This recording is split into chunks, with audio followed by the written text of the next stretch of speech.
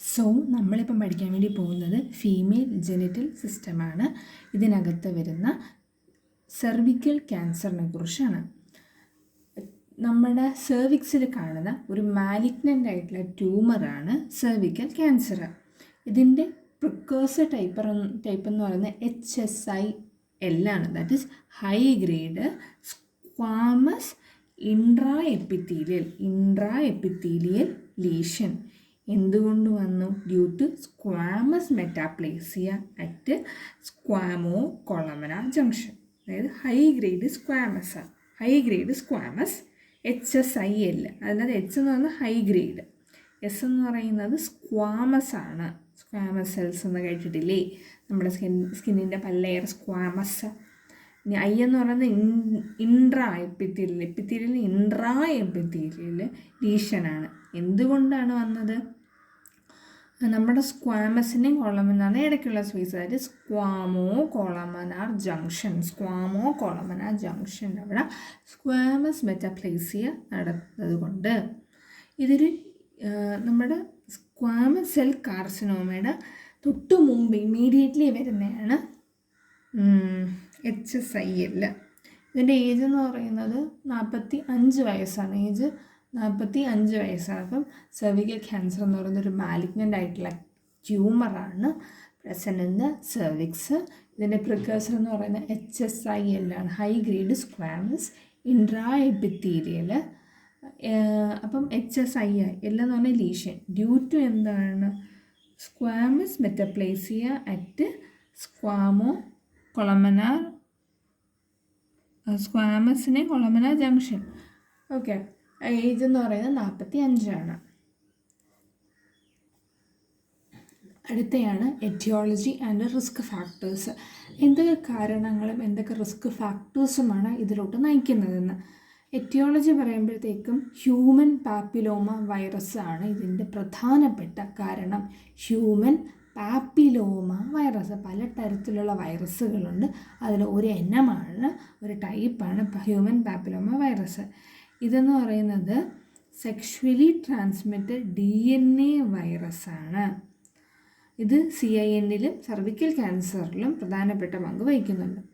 ഇനി ഈ cervical cancer എന്തുകൊണ്ട് വരാം? ഒന്നുകിൽ ആ ഒരാൾക്ക് ഒരുപാട് മൾട്ടിപ്പിൾ പാർട്ട്നേഴ്സ് ഉണ്ടായിരിക്കാം, അല്ലെങ്കിൽ അയാൾക്കൊരു സിംഗിൾ പാർട്ട്ണർ ആയിരിക്കാം. ആ മെയിൽ പാർട്ട്ണർ തന്നെയാണ്. കാരണം സെർവിക്സ് ഫീമെയിൽസിനല്ലേ ഉള്ളൂ. അപ്പോൾ ഫീമെയിൽസിന് തന്നെ ഈ അസുഖം വരത്തുള്ളൂ. അപ്പം ഇവർക്ക് ഈ ആ മെയിലിന് മൾട്ടിപ്പിൾ ആയിട്ടുള്ള ഒന്നുകിൽ സ്ത്രീക്ക് ഒരുപാട് പാർട്ട്നേഴ്സ് ഉണ്ടായിരിക്കാം, അല്ലെങ്കിൽ അവരുടെ ഹസ്ബൻഡായ മെയിലിന് ഹസ്ബൻഡാണെന്നില്ല എങ്കിലും മെയിലിന് മൾട്ടിപ്പിൾ ആയിട്ടുള്ള പാർട്ട്നേഴ്സ് ഉള്ളത് കൊണ്ടായിരിക്കാം, അല്ലെങ്കിൽ ഇപ്പോൾ ഒരുപാട് തവണ പ്രസവിച്ചിട്ടുള്ളവരായതുകൊണ്ട് ആവാം. പിന്നെ അവരുടെ ആദ്യത്തെ ഇൻ്റർകോഴ്സ് വളരെ നേരത്തെ ഏജ് തന്നെ ഉള്ളത് കൊണ്ട് വരാം. Mainly HPV-16 HPV-18 oncogenic risk ഫാക്ടേഴ്സായിട്ട് വരുന്നത്. പിന്നെ cigarette smoking, microbial infections, hormonal ഫാക്ടേഴ്സൊക്കെ പങ്കുവഹിക്കുന്നുണ്ട്. ഓക്കെ, ഇതിൻ്റെ ഒരു മോർഫോളജി പറയാം. ഗ്രോസും ഉണ്ട്, മൈക്രോസ്കോപ്പിക്കും ഉണ്ട്. ഗ്രോസിനകത്ത് പറയുന്നത് ഇൻവേസീവായിട്ടുള്ള സെർവിക്കൽ കാർസിനോമയാണ്. ഇത് ഫംഗേറ്റിംഗ് ആണ്, അതായത് ഫംഗേറ്റിംഗ് കോളിഫ്ലവർ പോലെ ഇരിക്കുന്നതാണ് എൻ്റെ growth. Ulcerative or infiltrative mass. Okay, അപ്പോൾ മോർഫോളജി എന്ന് പറയുന്നത് ഗ്രോസും ഉണ്ട്, സ്ക്വാമസും ഉണ്ട്. ഗ്രോസ് എന്ന് പറയുന്നത് മൈക്രോസ്കോപ്പിക്. ഗ്രോസ് ഇൻവേസീവായിട്ടുള്ള സെർവിക്കൽ കാർസിനോമയാണ്.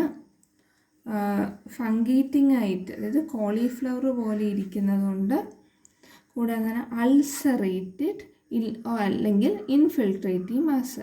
ആലോചിക്കുക, എന്താണ് ഗ്രോസിനകത്ത് പറയുന്നത്? ഇൻവേസീവായിട്ടുള്ള ഒരു സെർവിക്കൽ കാർസിനോമയാണ്. ഫംഗേറ്റിംഗ് ആയിട്ട് കാണും, അതായത് എക്സോസൈറ്റിക് കോളിഫ്ലവർ ലൈക്കാണ് അതിൻ്റെ ഗ്രോത്ത്. ദെൻ അൾസറേറ്റീവ് ഓറിൻ്റെ ഇൻഫിൽട്രേറ്റീവ് മാസ്. മൈക്രോസ്കോപ്പിക്കലി നോക്കുന്നെങ്കിൽ ഇതിന് ഹിസ്റ്റോളജിക്കൽ ടൈപ്പുകളുണ്ട്. ഒന്ന് സ്ക്വാമസ് സെൽ കാർസിനോമ, പിന്നെ മെറ്റ് കാർസിനോമയാണ് adeno carcinoma and rarely adeno squamous. ഇപ്പോൾ സ്ക്വാമസ് കാർസിനോമയുണ്ട്, സ്ക്വാമസ് സെൽ കാർസിനോമയുണ്ട്, അഡിനോ കാർസിനോമയുണ്ട്. സ്ക്വാമസ് സെൽ കാർസിനോമയുണ്ട്, അഡിനോ കാർസിനോമയുണ്ട്. സ്ക്വാമസ് സെൽ കാർസിനോമയാണ് ഏറ്റവും കൂടുതൽ, ഏകദേശം 80% കാണുന്നത്. അതായത് ഇതിൻ്റെ ഒരു മോർഫോളജി എടുത്ത് നോക്കുമ്പോഴത്തേക്കും സോളിഡ് നെസ്റ്റ് പോലെയാണ് കാണുന്നത്, സോളിഡ് നെസ്റ്റ് പോലെയാണ് കാണുന്നത്. ആൻഡ് ഒരുപാട് ഗ്രൂപ്പ് ഓഫ് മാലിഗ്നൻറ്റ് സ്ക്വാമസ് സെല്ലുകളുണ്ട് നമ്മുടെ ബോഡിയിൽ. നമ്മുടെ സ്കിന്നിൻ്റെ മുകളിലായിട്ട് കാണുന്ന പ്രോട്ടീനേഷ്യസ് സ്ട്രക്ചറാണ് കെരാറ്റിൻ. കെരാറ്റിനൈസിങ് ഉണ്ട്, നോൺ കെരാറ്റിനൈസിങ്ങും ഉണ്ട്. അപ്പം ഇതിൻ്റെ ഒരു ക്ലസ്റ്റർ ഒന്നെങ്കിൽ കെരാറ്റിനൈസിങ്ങിൻ്റെ ഒരു ഗ്രൂപ്പ് അല്ലെങ്കിൽ നോൺ കെരാറ്റിനൈസിങ്ങിൻ്റെ ഒരു ഗ്രൂപ്പ് പറയാം. സ്ക്വാമസ് സെൽ കാർസിനോമ എന്ന് പറയുന്നത് വളരെ കോമൺ ആയിട്ട് ഏകദേശം 80% ആളുകൾക്കും കാണുന്ന ഇത് തന്നെയാണ്. ആൻഡ് ഇതെങ്ങനെ ഇരിക്കുന്നു? ഓക്കെ, 80% ആളുകൾക്ക് ഇങ്ങനെയാണ്. ഇതെങ്ങനെ ഇരിക്കുന്നു വെച്ചാൽ സോളിഡ് നെസ്റ്റാണ്, ഇത് കെരാറ്റിനൈസിങ് അല്ലെങ്കിൽ നോൺ കെരാറ്റിനൈസിങ്. സൈറ്റോളജിക്കൽ ഫീച്ചേഴ്സിനെ ബേസ് ചെയ്തിട്ട് 3 സബ് ടൈപ്പാണുള്ളത്. എന്തൊക്കെയുണ്ട്? Keratinising, non keratinising and small cell carcinoma. വേറെ ഹിസ്റ്റോളജിക്കൽ ടൈപ്പ് ഉണ്ട്, അതാണ് അഡിനോ കാർസിനോമയും പിന്നെ അഡിനോ സ്ക്വാമസ്. ഓക്കെ,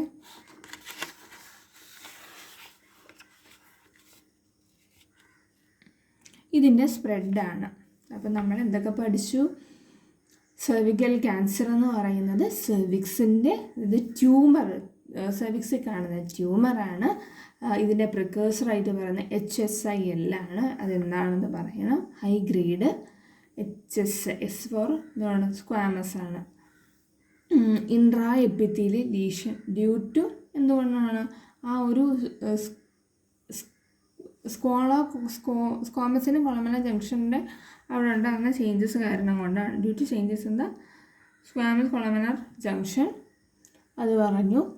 പിന്നെ എറ്റിയോളജി ആൻഡ് റിസ്ക് ഫാക്ടേഴ്സ്, എന്തൊക്കെ ഫാക്ടേഴ്സാണ് ഇതിനെ നയിക്കുന്നത്? മെയിൻലി ഹ്യൂമൻ പാപ്പിലോമ വൈറസ് ആണ്.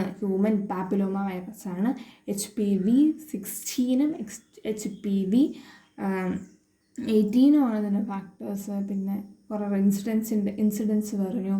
ദെൻ മോർഫോളജി നമ്മൾ പറഞ്ഞിരുന്നു അല്ലേ? ഗ്രോസും പറഞ്ഞു, മൈക്രോസ്കോപ്പിക്കലി പറഞ്ഞു. ഗ്രോസ് എന്ന് പറയുന്നത് ഫംഗേറ്റിംഗ് ആണ്, എക്സോസൈറ്റിക് ആണ്, കോളിഫ്ലവർ ലൈക്ക് ആണ്, അൾസറേറ്റിംഗ് ആണ്, ഇൻഫിൽട്രേറ്റീവ് മാസും കൂടിയാണ്. ഇനി മൈക്രോസ്കോപ്പിക്കലി നോക്കുമ്പോൾ ഹിസ്റ്റോളജിക്കലി സ്ക്വാമസ് സെൽ കാർസിനോമയുണ്ട്. വേറെ histological type adeno carcinoma, adeno സ്ക്വാമസും ഉണ്ട്. ഈ സ്ക്വാമസ് സെൽ കാർസിനോമയാണ് ഏറ്റവും കൂടുതലായിട്ട് കാണുന്നത്, ഏകദേശം 80%. എങ്ങനെ ഇരിക്കുന്നു എന്ന് വെച്ച് കഴിഞ്ഞാൽ ഒരു സ്മോൾ നെസ്റ്റായിട്ടാണ്, സോളിഡ് നെസ്റ്റായിട്ടാണ് കാണുന്നത്. കെരാറ്റിനൈസിങ്ങും ഒന്നുകിൽ നോൺ കെരാറ്റിനൈസിങ്ങും. ഇതിൻ്റെ പല സബ് ടൈപ്പുകളുണ്ട്. Keratinising, non keratinising and small cell carcinoma. Fine, good. Spread എങ്ങനെയാണ്? ലോക്കൽ സ്പ്രെഡുണ്ട്, ദെൻ ലിംഫാറ്റിക് സ്പ്രെഡ് ഉണ്ട്, ആൻഡ് ഹെമറ്റോജീനസ് സ്പ്രെഡ് ഉണ്ട്. ലോക്കൽ സ്പ്രെഡ് എന്ന് പറയുന്നത് ഇത് ലോക്കലി അടുത്തുള്ള ഓർഗൻസിനെയും ടിഷ്യൂസിനെയും അഫക്റ്റ് ചെയ്യും. The tumour may spread into the surrounding tissues and organs, urinary bladder, rectum, uterus and vagina. അപ്പം സർവിക്സിൻ്റെ ചുറ്റും കാണുന്ന എന്തൊക്കെയാണ്? സർവിക്സിന് അടുത്ത് കാണുന്നതാണ് റെക്ടം. സെർവിക്സ് കഴിഞ്ഞാൽ വെജൈന ആണ്. പിന്നെ ഉള്ള അതിൻ്റെ അടുത്ത് റെക്ടം ഉണ്ട്, യൂട്രസ് ഉണ്ട്, യൂറിനറി ബ്ലാഡർ ഉണ്ട്. അടുത്തുള്ള ലോക്കൽ സ്പ്രെഡ്. ഇനി ലിംഫാറ്റിക് സ്പ്രെഡ് എന്ന് പറയുന്നത് അടുത്തുള്ള ലിംഫ് നോഡ്, പാരാസെർവിക്കൽ നോഡുണ്ട്, hypogastric, external iliac node. Oh my god, അതാലോചിക്കണം. സെർവിക്സിൻ്റെ അടുത്തുള്ളത് ഏതൊക്കെയാണ്? പാരാസെർവിക്കലുണ്ട്,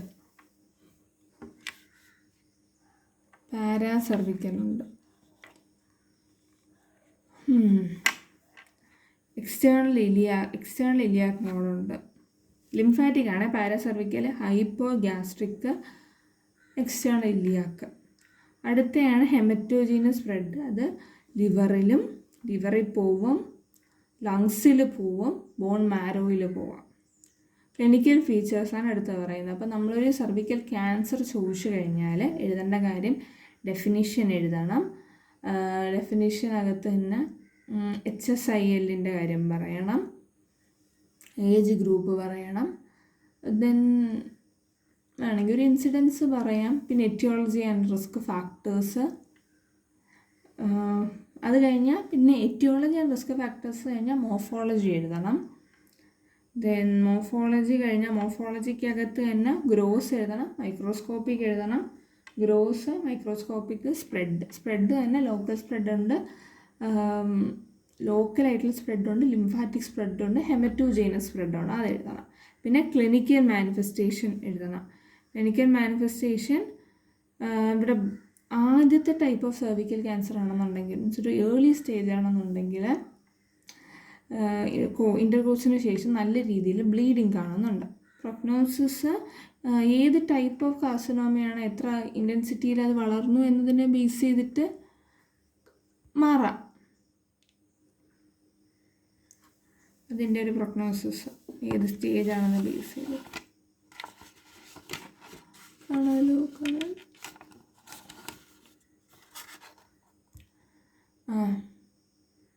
അടുത്തയാണ് cervical cancer screening. Cervical cancer നമുക്ക് എങ്ങനെ സ്ക്രീൻ ചെയ്യാം? ഒന്നാമത്തത് പാപ്പ് സ്മിയർഡ് ചെയ്യാം. പാപ്പ് സ്മിയർ എന്ന് വെച്ചാൽ ഇതൊരു നമ്മുടെ സർവിക്സിൽ നിന്നും സെല്ലുകളെല്ലാം ഷെഡ് ചെയ്തിട്ട് ഇത് പാപ്നിക്കോള മെത്തേഡ് ഉപയോഗിച്ച്, അതായത് പാപ്നിക്കോള എന്ന് വെച്ചാൽ സ്റ്റെയിനിങ് അകത്ത് ഒരുപാട് പല കളറിലുള്ള സ്റ്റെയിൻ ഉപയോഗിച്ചുകൊണ്ട് സ്റ്റെയിൻ ചെയ്യും. അപ്പം പാപ്പ് സ്മിയർ ടെസ്റ്റ് എന്ന് പറഞ്ഞാൽ പാപ്പ് സ്മിയർ, അതിനകത്ത് പാപ്നിക്കോള മെത്തേഡാണ് വരുന്നത്. അപ്പം സെർവിക്സിൽ നിന്ന് സെൽസിനെ ഷെഡ് ചെയ്യിപ്പിച്ചിട്ട് ഈ സെൽസിനെ കൊണ്ട് സ്റ്റെയിൻ ചെയ്യിപ്പിക്കും. Okay, Papanicolaou staining.